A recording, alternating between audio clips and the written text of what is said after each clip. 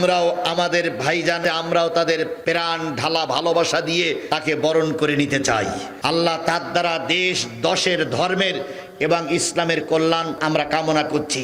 আল্লাহ তার দ্বারা দেশ দশের ধর্মের এবং ইসলামের কল্যাণ আমরা কামনা করছি। তৎকালীন মুজিবুর রহমান ধর্মভিত্তিক রাজনীতি নিষিদ্ধ করেছিল, জিয়াউর রহমান ধর্মভিত্তিক রাজনীতি বৈধ করেছিলেন। জাতীয় সংসদে বিসমিল্লাহ ছিল না, জিয়াউর রহমান বিসমিল্লাহ সংযোজন করেছিলেন। আমরাও তারেক জিয়ার কাছে সকলের জন্য সম অধিকার দেখতে চাই। শহীদ প্রেসিডেন্ট জিয়াউর রহমান ভারতের সঙ্গে আপোষ করেন নাই, তাই ভারতের রয়ের দ্বারা তাকে দুনিয়ার থেকে বিদায় করে দেওয়া হয়েছিল। খালেদা জিয়া আপোষ করেন নাই, তাই তাকে আপোষীর নেত্রী বলে। আমরা চাইবো তাদের ঔরজার সন্তান যেন ভারতের পাঁচটা গোলাম না হয়ে 18 কোটি মানুষের কল্যাণের জন্য কাজ করে। শহীদ প্রেসিডেন্ট জিয়াউর রহমানের সঙ্গে ভারতের সঙ্গে ছিল বিরাট খারাপ সম্পর্ক, কারণ শহীদ প্রেসিডেন্ট কখনো ভারতের তাবেদারি, খালেদা জিয়াও কখনো ভারতের তাবেদারি করতেন না। শহীদ প্রেসিডেন্ট আর খালেদা জিয়ার জন্ম দেওয়া সন্তান হলো তারেক জিয়া। আমরাও দোয়া করি আল্লাহ তারেক জিয়া যেন শহীদ জিয়ার মতনই হয়, তারেক জিয়া যেন খালেদা জিয়ার মতন হয়, যেন ভারতের পাঁচটা গোলাম না হয়। 17 বছর পরে আমাদের সোনার ছেলে দেশে ফিরে আসতেছে। গোটা দেশের মানুষ আনন্দ ঘনময় সময় আমরা এখানে উপস্থিত। কথা বলেন ঠিক না বেঠিক? কেউ বলতেছে কালকে 50 লক্ষ লোক নাকি তার স্বাগত জানানোর জন্য উপস্থিত হবে। আবার একজন মুখ ফসকে বলে ফেলেছে 50 কোটি। কয় কোটি? 50 কোটি। আচ্ছা, আমাদের দেশের লোক আছে মোট কয় কোটি? এখন উনি বলেছে 50 কোটি। এগুলো আবেগ। এখন কালকে উনি আসবেন। আমরা আজকের এই মাহফিলে দোয়া করি, বিএনপি জামাত সবাই মিলে দোয়া করি, আল্লাহ আমার দেশের সন্তানকে সুস্থভাবে বাড়ি আসার তৌফিক দান করো। তার নেতৃত্বে এই দেশটা যেন একটা সোনার দেশ হিসেবে গড়ে উঠতে পারে, সে তৌফিক দান করে দাও। বাকিটা আমরা কার কাছে ছেড়ে দিলাম? জোরে বলেন, বাকিটা আমরা কার কাছে ছেড়ে দিলাম? কার ভিতরে কল্যাণ আছে, কার ভিতরে অকল্যাণ আছে কে জানে? তোমার আমার দোয়া করার অধিকার আছে, কিন্তু দোয়া কবুল করবে কিনা সে অধিকার কার? এই জন্য আজকে বছর এক মা আমাদের দেশের বড় চেয়ারে বসেছিল। ও মা না, ও হলো রাক্ষসী মা। পৃথিবীতে কোনো মা তার সন্তানকে বিপদে ফেলেই রেখে পালাই যায়। আমাদের দেশে আর একজন মা আছে এখন হাসপাতালে, কেউ বলে নেই, কেউ বলে আছে। কোনটা যে সঠিক আল্লাহই ভালো জানে। বলি আছে কি নেই কে জানে? আমি শুধু বলতেছি উনিও মা, ইনিও মা। এই মা ছিল অপসীন মা। কথা বলেন ঠিক না বে ঠিক? নিজের জীবনটা দেশের মাটির জন্য কাটিয়ে দিলেন। একটা বারও দেশের মাটি ছেড়ে বিদেশে যেয়ে পালাননি। কথা বলেন না কেন? শহীদ প্রেসিডেন্ট জিয়াউর রহমানের সঙ্গে ভারতের সঙ্গে ছিল বিরাট খারাপ সম্পর্ক, কারণ শহীদ প্রেসিডেন্ট কখনো ভারতের তাবেদারি, খালেদা জিয়াও কখনো ভারতের তাবেদারি করতেন না। শহীদ প্রেসিডেন্ট আর খালেদা জিয়ার জন্ম দেওয়া সন্তান হলো তারেক জিয়া। আমরাও দোয়া করি আল্লাহ তারেক জিয়া যেন শহীদ জিয়ার মতনই হয়, তারেক জিয়া যেন খালেদা জিয়ার মতন হয়, যেন ভারতের পাঁচটা গোলাম না হয়। আমরা দোয়া করতে পারি না ভাই? এই দোয়া করতে পারি না? অনেক লোক অনেক মন্তব্য করছে, কিন্তু আমি কোনো মন্তব্য করব না। আমি শুধু বলবো শহীদ প্রেসিডেন্ট জিয়াউর রহমান ভারতের সঙ্গে আপোষ করেন নাই, তাই ভারতের রয়ের দ্বারা তাকে দুনিয়ার থেকে বিদায় করে দেওয়া হয়েছিল। খালেদা জিয়া আপোষ করেন নাই, তাই তাকে আপোষীর নেত্রী বলে। আমরা চাইবো তাদের ঔরজার সন্তান যেন ভারতের পাঁচটা গোলাম না হয়ে 18 কোটি মানুষের কল্যাণের জন্য কাজ করে। আগামীকাল আসবে 50 লক্ষ না 50 লক্ষ না 50 লক্ষ না 1 কোটি 50 লক্ষ লোক হোক, আমাদের দুঃখ নেই, বরং আমাদের মন ভরিয়ে যাবে। বাংলাদেশে 3টা জানাজা হয়েছে, খুব বড় বড় জানাজা। একটা হলো শহীদ প্রেসিডেন্ট জিয়াউর রহমানের জানাজা, আরেকটা হলো সাইদি সাহেবের জানাজা, আরেকটা হলো ওসমান হাদির জানাজা। এই কথা বলেন, কথা বলেন, কথা বলেন। ওসমান হাদির জানাজায় এত লোক হয়েছিল যা গণনার বাইরে। তাহলে ওসমান হাদিকে সবাই ভালোবাসে, কথা বলেন ঠিক না বেঠিক?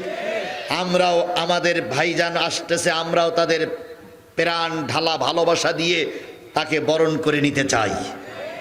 আল্লাহ তার দ্বারা দেশ দশের ধর্মের এবং ইসলামের কল্যাণ আমরা কামনা করছি। তৎকালীন মুজিবুর রহমান ধর্মভিত্তিক রাজনীতি নিষিদ্ধ করেছিল, জিয়াউর রহমান ধর্মভিত্তিক রাজনীতি বৈধ করেছিলেন। জাতীয় সংসদে বিসমিল্লাহ ছিল না, জিয়াউর রহমান বিসমিল্লাহ সংযোজন করেছিলেন। আমরাও তারেক জিয়ার কাছে সকলের জন্য সম অধিকার দেখতে চাই।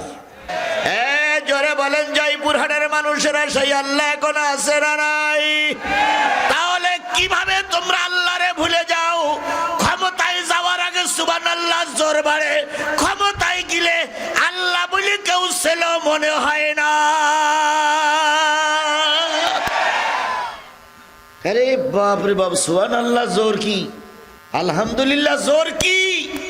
টুপি দাড়ি তসবি দেখলি মনে হয় জান্নাত থেকে পালাই আসছে। আর সালামের জোর কি, সালাম আলাইকুম, সালাম আলাইকুম, সালাম আলাইকুম, সালাম আলাইকুম। একটু যদি বলো সিয়ার পায়, আল্লাহ যে কষ্টে রেখেছিল এই কথা বেমালুম ভুলে যায়। এই জন্য মাঝে মাঝে জনগণ পরায় ফুলের মালা, আবার যখন আল্লাহরে ভুলে যাও ওই জনগণ একসঙ্গে হয়ে পরায় জুতোর মালা। একই আল্লাহ কখনো ফুলের মালা পরাই পরীক্ষা নেয়, আবার ওই একই আল্লাহ কখনো জুতোর মালা পরাই পরীক্ষা নেয়। কথা বলেন ঠিক না বেঠিক?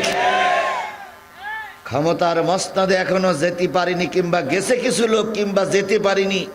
ক্ষমতার দাপট দেখায় এটা বলা যাবে না, এদিক যাওয়া যাবে না, ওদিক যাওয়া যাবে না, এ করা যাবে না, ও করা যাবে না। আগামীকাল ফজরের আগে আল্লাহ তোমার ধরতে পারে। আগামীকাল ফজরে মুয়াজ্জিন যাবে, তোমার মতো অহংকারী হয়তো মসজিদে যেতে পারবে না। এই জন্য আল্লাহরে ভুলে গেলে আল্লাহ তারে ছেড়ে দেয় না।